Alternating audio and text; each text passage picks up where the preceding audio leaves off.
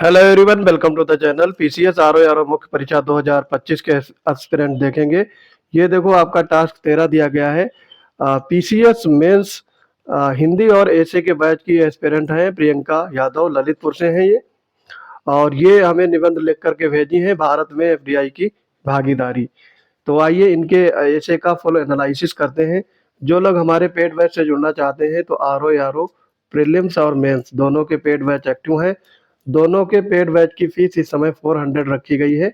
और ये बैच आपके प्रीलिम का 27 जुलाई तक और आरओ मेंस का जब तक एग्जाम नहीं होगा तब तक के लिए इसकी वैलिडिटी रहेगी। तो आइए स्टार्ट करते हैं आज का वीडियो। भारत में एफडीआई की भागीदारी ये देखेंगे। कोई भी समाज निश्चित रूप से समृद्ध और खुशहाल तब तक नहीं हो सकता जब तक उसकी एक बड़ी आबादी गरीब एवं दुखी है। ये एडम स्मिथ ने कहा था। ये प्रसिद्ध इकोनॉमिस्ट है। तो ये चीज आपको अगर लिखेंगे किसी भी ऐसे में तो उसमें और ज्यादा निखार आएगा। अब देखो, प्रस्तावना देखेंगे। प्रस्तावना में इन्होंने क्या लिखा है। यदि कोई देश अपने नागरिकों को खुशहाल जीवन देने हेतु कटिबद्ध है एवं स्वयं इसे पूर्ण कर पाने में सक्षम नहीं है तो वो इसे विदेशी निवेश के माध्यम से पूरा करने का प्रयास करता है, जिसका न सिर्फ नागरिकों के जीवन पर बल्कि पूरी अर्थव्यवस्था पर प्रभाव देखने को मिलता है। अगर भारतीय संदर्भ में इसकी बात की जाए तो आज भी भारत में पूंजी का अभाव देखा जाता है। ऐसे में नागरिकों के जीवन की गुणवत्ता में सुधार हेतु स्वतः ही विदेशी निवेश की भूमिका महत्वपूर्ण हो जाती है। यह विदेशी निवेश कई रूपों में आता है। उनमें से प्रत्यक्ष विदेशी निवेश को सर्वाधिक महत्वपूर्ण माना जाता है। तो ये इनका हो गया प्रस्तावना। इन्होंने भूमिका लिखी है और ये काफी अट्रैक्टिव है और सटीक लिखा है। आगे इसमें देखेंगे मुख्य विषय में इन्होंने मुख्य पार्ट में क्या क्या लिखा है। प्रत्यक्ष विदेशी निवेश एफडीआई किसी देश के एक फर्म या व्यक्ति द्वारा, यहाँ पर जो एफडीआई लिखा गया इसको हिंदी में लिखना है एफडीआई ऐसे करके। तो ये ज़्यादा सही रहेगा क्योंकि आप ऐसे हिंदी में लिख रहे हैं तो इंग्लिश के वर्ड यहाँ पर बिल्कुल भी नहीं लिखेंगे। किसी देश के एक फर्म या व्यक्ति द्वारा दूसरे देश में स्थित व्यावसायिक गतिविधियों में किया गया निवेश है। प्रत्यक्ष विदेशी निवेश किसी निवेशक को एक बाहरी देश में प्रत्यक्ष व्यवसायिक खरीद की सुविधा प्रदान करता है। दूसरे देश में एक सहायक कंपनी की स्थापना करना, किसी मौजूदा कंपनी का अधिग्रहण या विलय अथवा किसी विदेशी कंपनी के साथ संयुक्त उद्यम साझेदारी हो, उसके कुछ सामान्य तरीके हैं। ये विदेशी पोर्टफोलियो निवेश से अलग है, जहां विदेशी संस्था केवल किसी कंपनी के स्टॉक या फिर स्टॉक और बॉन्ड खरीदती है। तो ये इन्होंने बताया है एफडीआई का परिभाषा और उससे संबंधित प्राइमरी एलिमेंट्स कि एफडीआई होता क्या है, एफडीआई कहाँ से कैसे लागू करेंगे, कहाँ पे ये एफडीआई कंपनियों के माध्यम से एफडीआई हमें प्राप्त होता है। ये सारी चीजें इन्होंने एफडीआई के बारे में बेसिक चीजों का उल्लेख इन्होंने ऐसे के मुख्य पार्ट में किया है। अब दूसरा पैराग्राफ में ये क्या लिखती हैं आइए देखते हैं। भारत जैसे विकासशील देश में जहां सामान्यतः पूंजी का अभाव देखा जाता है, ऐसे में प्रत्यक्ष विदेशी निवेश का महत्व स्वयं ही बढ़ जाता है। भारत के परिप्रेक्ष्य में एफडीआई के महत्व को ये दर्शा रही हैं। भारत में वर्ष 1991 में अपनाई गई नई आर्थिक नीति एवं उसके माध्यम से प्रारंभ किए गए आर्थिक सुधार कार्यक्रमों के जरिए विदेशी निवेश पर लगाए गए प्रतिबंधों को धीरे धीरे समाप्त किया गया। इससे पहले बैंकिंग क्षेत्र में एफडीआई और एफपीआई की अनुमति प्रदान नहीं की गई।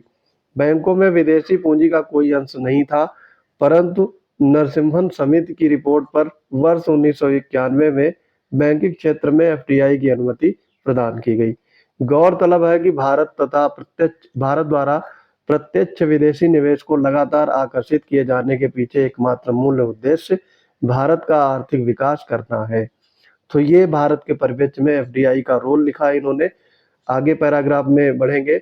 भारत में प्रत्यक्ष विदेशी निवेश की बात करें तो भारत पिछले कई वर्षों से विश्व में शीर्ष एफडीआई प्राप्तकर्ता देश बना हुआ है।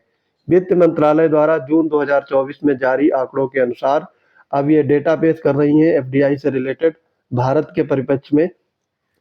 वित्त वर्ष 2023-24 में ये पिछले 5 वर्षों के न्यूनतम स्तर यानी 44.4 बिलियन अमेरिकी डॉलर पर पहुंच गया, जो कि वर्ष 3.5% संकुचन को दर्शाता। इस दौरान भारत में शीर्ष एफडीआई निवेशक देश क्रमशः सिंगापुर, मॉरिशस, संयुक्त राज्य अमेरिका, नीदरलैंड रहे। वही सर्वाधिक एफडीआई प्राप्तकर्ता क्षेत्र क्रमशः कंप्यूटर, सॉफ्टवेयर और हार्डवेयर सेवा क्षेत्र तथा ट्रेडिंग क्षेत्र रहे हैं। तो एफडीआई सबसे ज्यादा कहाँ से आती है? ये कंप्यूटर, सॉफ्टवेयर, हार्डवेयर से और सेवा क्षेत्र से, और ट्रेडिंग जो करते हैं बीमा कंपनियों के द्वारा। बाकी अगले पैराग्राफ में लिखती हैं, भारत में प्रत्यक्ष विदेशी निवेश की संभावनाओं वाले कारकों की बात करें तो अब यहाँ पर ये कारक लिखती हैं एफडीआई से रिलेटेड। भारत के परिप्रेक्ष्य में भारत में विशाल एवं युवा आबादी होने के कारण एक बड़ा उपभोक्ता बाजार का होना, सस्ते व कुशल श्रम की उपलब्धता के साथ ही भारत की भौगोलिक अवस्थिति जैसे हिंद महासागर के समीप होना व भौगोलिक विविधता, खनिजों की उपलब्धता आदि ने इसे एफडीआई के लिए आकर्षक बाजार बना दिया। वहीं कृषि कार्य हेतु उपजाऊ भूमि, जिसमें कृषि आधारित उद्योगों का पर्याप्त विकास होना तथा भारत की समृद्ध सांस्कृतिक विरासत, जो कि भारत को एक पसंदीदा पर्यटक गंतव्य भी बनाती है। साथ ही भारत विश्व से सबसे बड़ा लोकतंत्र होने के साथ साथ राजनीतिक रूप से स्थिर स्वरूप को भी बनाए हुए है, जिससे प्रभावी नीति निर्माण व उद्योगों है तो अनुकूल वातावरण प्रदान करना भी संभव हुआ है। मेक इन इंडिया, आत्मनिर्भर भारत, सिंगल विंडो प्रणाली जैसे पहले भी प्रत्यक्ष विदेशी निवेश को बढ़ावा देने में सहायक हो रही हैं। तो जो एलिमेंट इसमें एफडीआई को हेल्प कर रहे हैं उनके बारे में इन्होंने इस वाले पैराग्राफ में मेंशन किया है।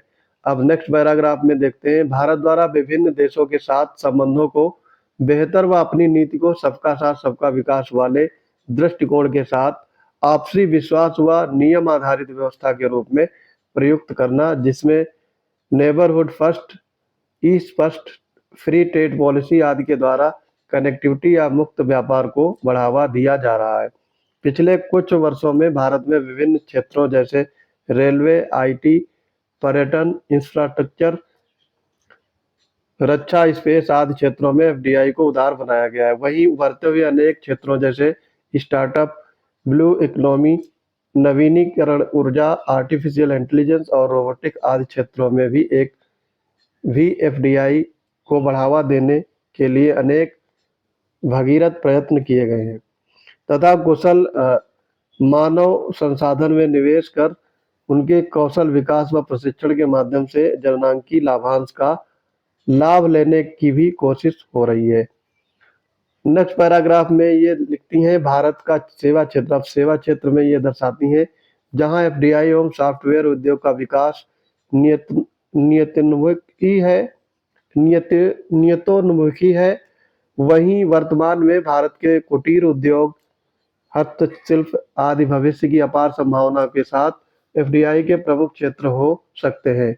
मोटे अनाज आधारित खाद्य प्रसंस्करण इकाइयां तथा सेवा क्षेत्र में विभिन्न स्टार्टअप व यूनिकॉर्न का होना भारत को एफडीआई के लिए आकर्षक बनाते हैं।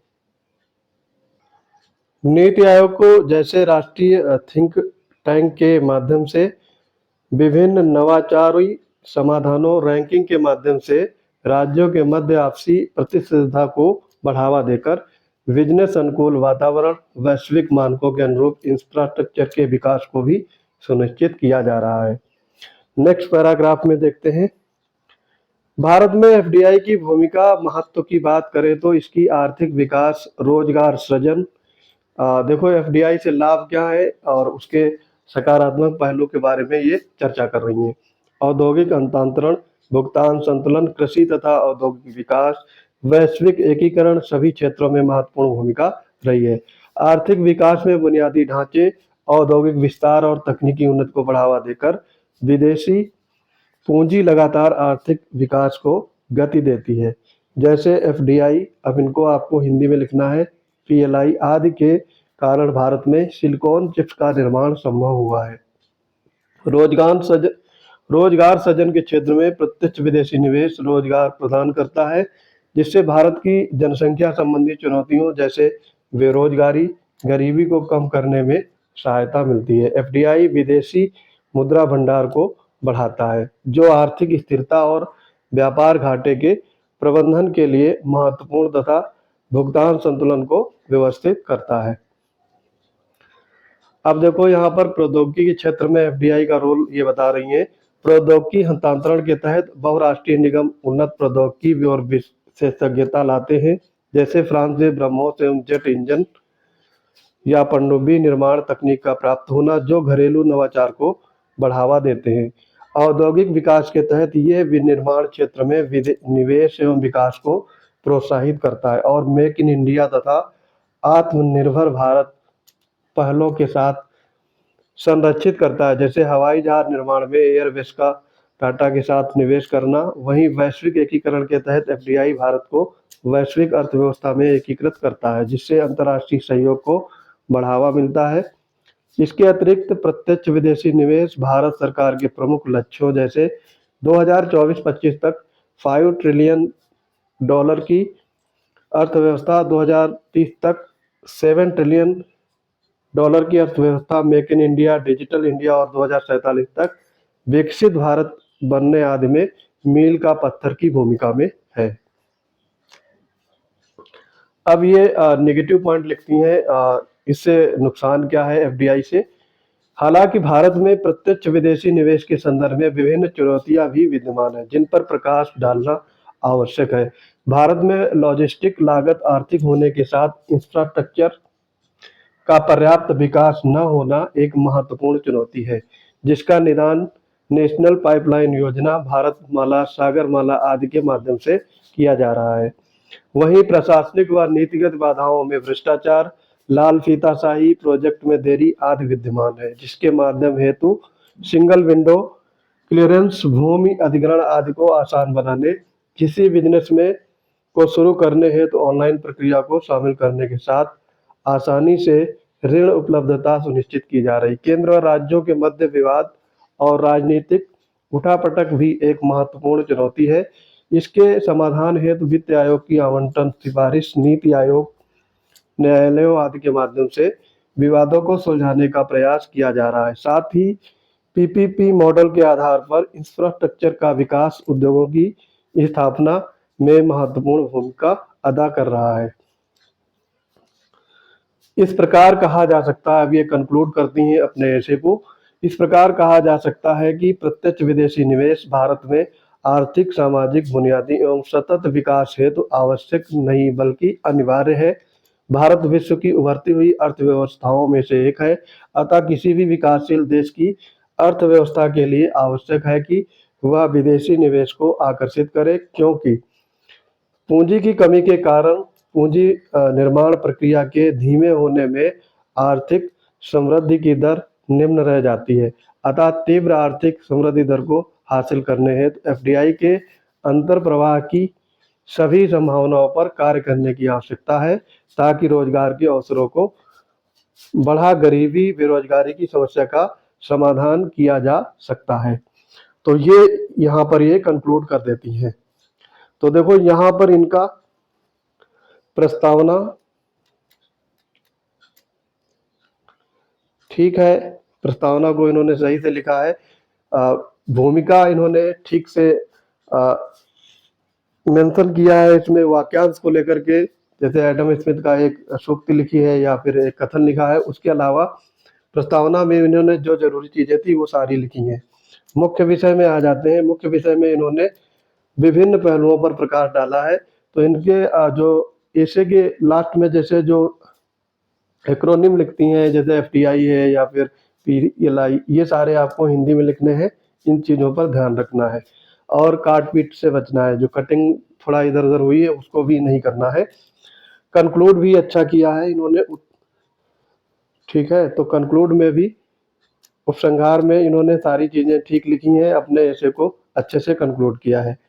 तो इनका ऐसे ये आपका 50 में से इनको 42 मार्क्स आराम से मिल सकते हैं इस ऐसे में, क्योंकि मेरे हिसाब से इस ऐसे को एक परफेक्ट ऐसे माना जा सकता है। इसमें ऐसा कुछ नहीं है जो इन्होंने दर्शाया नहीं है। अगर आप भी हमारे साथ ऐसे प्रोग्राम से जुड़ना चाहते हैं या फिर सामान्य हिंदी ड्राफ्टिंग के टास्क करना चाहते हैं तो पीसीएस वंडर टेलीग्राम चैनल से जुड़ेंगे। वहां पर आपको इन सारे बैच की डिटेल उपलब्ध रहेगी और प्रीलिम और मेंस दोनों बैच में आप आसानी से जुड़ सकते हैं। मिनिमम फी में आपको मैक्सिमम आउटपुट इन बैचों के माध्यम से देखने को मिलेगा। तो पढ़ते रहिए, मिलते हैं अपने अगले इंपॉर्टेंट वीडियोज में। तब तक के लिए जय हिंद।